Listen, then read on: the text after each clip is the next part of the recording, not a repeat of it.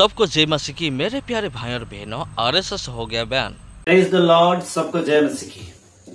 दोस्तों, क्या आपको ये पता है कि जो खास करके मसीहियत के ऊपर, चर्च के ऊपर, प्रार्थना सभाओं के ऊपर जो हमला हो रहा था, वो हमला किसके सह पर हो रहा था? क्या आपको इस बात की जानकारी है कि इस प्रकार के घटनाक्रम को देने के लिए, इस प्रकार के घटनाक्रम के लिए कौन जिम्मेवार है?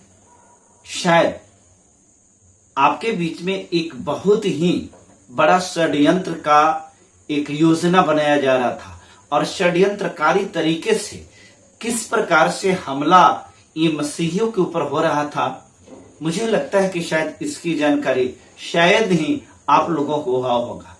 आज इस वीडियो में हम इसी प्रकार की बात को बतलाने वाले हैं और इस बात में हम बताने का प्रयास करेंगे इस वीडियो में कि जो षड्यंत्रकारी था वो षड्यंत्र कहां से रच रहा था और उसके षड्यंत्र के पीछे कौन कौन लोग थे जो जिम्मेवार थे।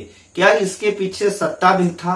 क्या इसके पीछे VHP, जिसको विश्व हिंदू परिषद बोलते हैं, क्या उसका भी योगदान था? या फिर इसके पीछे और कौन कौन से लोग ऐसे थे जिनकी ये साजिश रही है? तो इस वीडियो में आप शुरू से लेकर के अंतिम तक बने रहिए।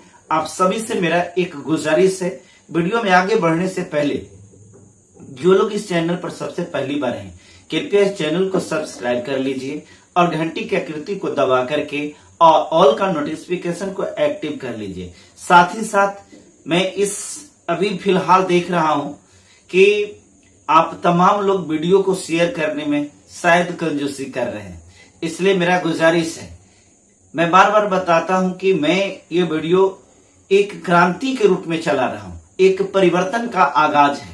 मुझे इस बात को कहने में बहुत खुशी हो रही है कि हमारे वीडियो का बहुत जगहों पर प्रभाव पड़ा है। बहुत सारे लोगों का कमेंट्स आता है, बहुत सारे लोगों का एप्रिसिएशन कॉल आता है, जिसमें बताते हैं कि किस प्रकार से हमारे वीडियो से मोटिवेट होकर के और जो उनका हौसला टूट रहा था, किस प्रकार से वो अपने आपको संभाल करके और अपने हौसला और हिम्मत के साथ किस प्रकार से परमेश्वर की सेवकाई में आगे बढ़ रहे हैं। तो दोस्तों, आप सभी को एक बार फिर से हम जय मसीह कहते हैं और प्रेज द लॉर्ड कहते हैं। आइए अब हम मुद्दे की बात करते हैं, लेकिन इस मुद्दे की बात को शुरू करने से पहले एक और सूचना है।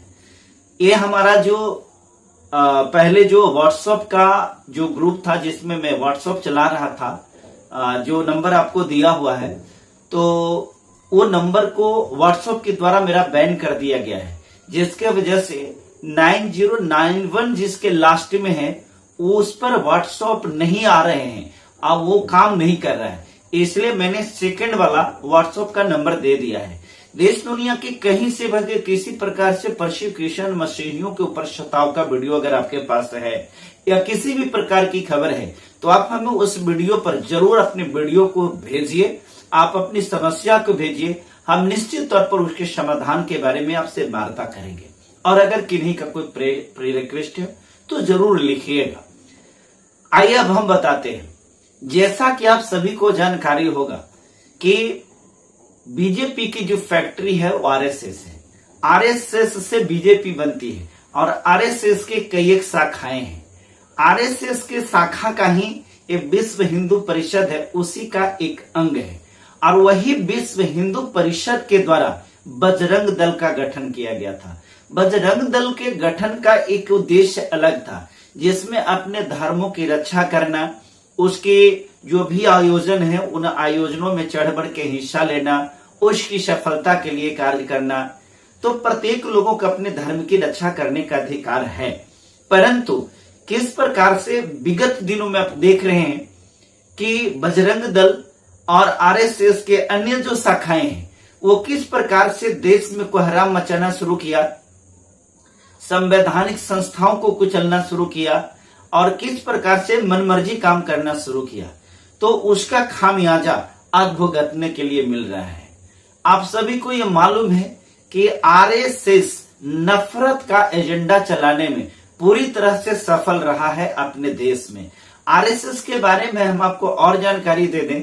आरएसएस के बारे में प्रधानमंत्री नरेंद्र मोदी लाल किले से बोला था कि दुनिया के सबसे बड़ा एनजीओ है, जबकि हकीकत है क्या कि ये दुनिया की सबसे बड़ा एनजीओ तो छोड़ दीजिए, भारत में ही ये रजिस्टर्ड एनजीओ नहीं है, इसकी रजिस्ट्रेशन भी भारत में कहीं नहीं है। अगर ये संस्था चल रहा है तो सिर्फ भाजपा के बदौलत चल रही है, उसकी सरकार के बदौलत चल रही है। इसी में खबर हम आपको ये बता दे रहे हैं कि आरएसएस पर बैन की मांग मैंने भी उठाया था, बजरंग दल पर बैन की मांग मैंने भी उठाया था, परंतु अन्य राज्यों में तो नहीं, लेकिन देश का सबसे पहला राज्य बना केरल, जहां पर आरएसएस को पूरी तरह से बैन कर दिया गया है। हालांकि राहुल गांधी ने कर्नाटका में बजरंग दल को बैन करने की बातें कहा था, परंतु अभी वहां इस प्रकार की कोई कार्य नहीं हुआ है और इन चीजों को, जिन बातों को कह करके वो सत्ता में आए थे, अभी उस पर पूरी तरह से उसे ठंडी बस्ती में डाल दिए हैं। इस बात को स्पष्ट तौर पर जान लीजिए कि हम मसीही भाइयों के ऊपर, हम क्रिश्चियनिटी के ऊपर, हमारे विचारधारा के ऊपर, हमारे चर्चेस के ऊपर अगर कोई हमला कराने के लिए मुख्य रूप से जिम्मेवार था तो वो जिम्मेवार विश्व हिंदू परिषद, आरएसएस और बजरंग दल ही था। आज जब बहुत सारे संगठनों का विरोध शुरू हुआ तो सरकार की जब किरकिरी हुई तो इन लोगों ने अपने स्तर से किस प्रकार से, अब देख रहे हैं कि किस प्रकार से इनके लोग पता नहीं किस बिल में जाकर के अब घुस गए हैं। अब इनकी हिम्मत और औकात ये नहीं भो रही है। मेरे दोस्तों, जब तक आप सोए रहेंगे, जब तक आप भागते रहेंगे, डरते रहेंगे, ये डराते रहेंगे। इसलिए निकलिए डर भय की आत्मा से और अपने आप को संभालिए, अपने आप को स्थापित कीजिए, खड़ा कीजिए। बहुत बहुत धन्यवाद। इस वीडियो में इतना ही। फिर हम मिलते हैं अगले वीडियो में एक नए खबरों के साथ, जिस खबर में हम आपको बताएंगे देश में मसीहियों के साथ ज्वलंत मुद्दा क्या है, मसीहियों का संरक्षण देने वाला कौन है। इन्हीं तमाम बिंदुओं के साथ फिर से हम हाजिर होंगे। तब तक इस वीडियो में सबको जय मसीह। ये हमारे लिए एक खुशी की बात है।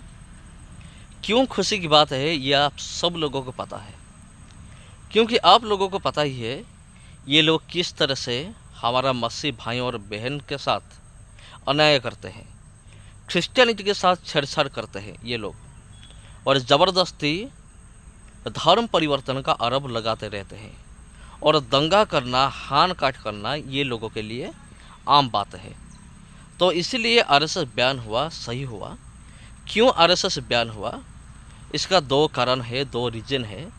पहला कारण ये है, देखिए मेरे प्यारे भाइयों और बहनों, ये लोग जो भी काम करते हैं वो संविधान के अगेंस्ट है, संविधान के विरोध वो काम करते रहते हैं, जो कि संविधान इजाज़त नहीं देता है, वो काम ये करते रहते हैं। क्योंकि हमारा सुप्रीम कोर्ट की फैसला के अनुसार अगर कोई आदमी अपना धर्म को प्रचार कर रहा है वो धर्म परिवर्तन नहीं है। जी हाँ, लेकिन ये जो विधर्मी लोग हैं ये मानते क्यों, ये कैसे मानेंगे, ये मानते ही नहीं है और अपने मनमानी करते रहते हैं। इसलिए बयान हुआ गवर्नमेंट के रूल के अनुसार, संविधान के अनुसार, और बहुत अच्छा हुआ। दूसरा कारण ये है कि यह परमेश्वर की मर्जी है तो आरएसएस से बयान हो जाए, तो आरएसएस से बयान हुआ, बहुत अच्छा हुआ। तो सबको जय मसीह की मेरे प्यारे भाई और बहनों। आरएसएस से बयान हुआ, इसके बारे में आपका क्या कहना है, क्या सही हुआ या फिर गलत हुआ, कमेंट करके बताइए। सबको जय मसीह की।